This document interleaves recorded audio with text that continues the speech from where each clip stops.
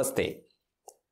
आज हम जानेंगे दूध की उत्पत्ति कैसे होती है आयुर्वेद की दृष्टि से या दर्शन शास्त्र की दृष्टि से। सबसे पहले दूध के बारे में वेदों में बताया गया, दूध का वर्णन किया गया। उसके बाद दर्शन शास्त्रों में और आयुर्वेद की विभिन्न संहिताओं में दूध के बारे में बहुत ही माहिती दी गई।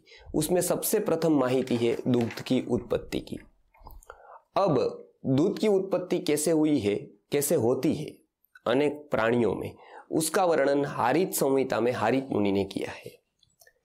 हारित मुनि हारित संहिता में बताते हैं और उसका एक उदाहरण दृष्टांत देते हैं कि जैसे समुद्र मंथन में विभिन्न औषधियों को मथित करके जैसे अमृत की उत्पत्ति होती है, उसी तरह से अनेक औषधियों और अनेक आहार द्रव्य जब प्राणी ग्रहण करता है, उस आहार द्रव्यों में जो जठराग्नि के कारण एक विशेष प्रोसेस होती है और वो प्रोसेस में जैसे कि अमृत औषधियों से निकलता है, उसी तरह से वो आहार द्रव्यों में से दूध की उत्पत्ति होती है।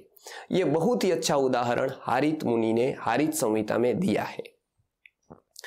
अब हम देखते हैं कि न्याय दर्शन में उसको तर्क संग्रह नामक ग्रंथ में उसका उदाहरण, प्राणी कोई भी प्राणी या पशु जब आहार द्रव्य लेता है, वो चाहे तृण हो चाहे मांस हो, तो उसके बाद वो तृण वनस्पति जब लेता है तब उसके बाद उससे दूध उत्पन्न होता है।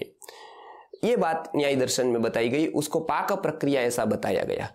तो क्या होती है प्रोसेस, वो न्याय दर्शन में बताई गई, वो देखते हैं। जैसे न्याय दर्शन में बताया गया कि कोई प्राणी चारा लेता है तो उसके परमाणु टूटते हैं, परमाणु में विभाजन हो जाता है। उसके बाद जो परमाणु के रूप रस गंध स्पर्श होते हैं वो बदलने लगते हैं, चारों के चारों रूप रस गंध स्पर्श। जैसे हरा चारा खाया तो हरे रंग के परमाणु थे, तीखे थे, कुछ कषाई रस तुरे रस वाले थे, कठिन स्पर्श वाले थे या विलक्षण दुर्गंध वाले थे। उससे उसकी प्रक्रिया होकर वो बदलने लगते हैं। किसमें बदलने लगते हैं? वो सुगंधी हो जाते हैं, वाइट रंग हो जाता है, उसका स्पर्श मृदु हो जाता है और उसका स्वाद मधुर हो जाता है, वो मीठा हो जाता है तुरे में से। तो ये प्रोसेस पूरी की पूरी दूध की प्रक्रिया की होती है। अब यहाँ पर प्रश्न होता है कि यदि वनस्पति से और औषधियों से ही दूध तैयार होता है तो फिर सिंह में, वाघ में, मतलब टाइगर में और अनेक ऐसे मांसाहारी प्राणी है, उसमें कैसे दूध तैयार होता है? तो उसका भी बताया गया कि वो जो आहार द्रव्य मांस के रूप में लेते हैं तो उससे उसके शरीर में एक विलक्षण प्रोसेस होकर दूसरी तरह से वो दूध तैयार होता है। वो भी आहार द्रव्य से होता है, लेकिन वो औषधियों और वनस्पतियों से नहीं होता है। वो जो प्राणी खाते हैं, मांस खाते हैं, मज्जा खाते हैं और उस द्रव्यों से वो दूध तैयार होता है। तो ये दूध की प्रक्रिया सटीक रूप में आयुर्वेद के ग्रंथों में, दर्शन शास्त्र के ग्रंथों में बताई गई है, जो बहुत ही मननीय है, अभ्यास करने योग्य है।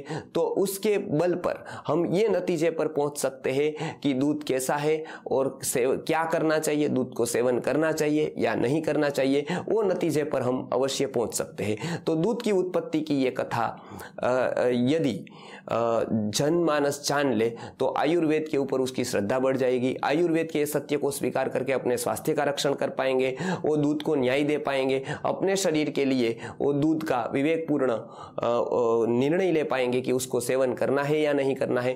तो आप भी ये सत्य को जनमानस तक पहुंचाए वीडियो के माध्यम से, और दूध के बारे में और भी जानकारियां बहुत सारी आयुर्वेद के ग्रंथों में बताई गई है, वो हम आगे देखेंगे। नमस्कार।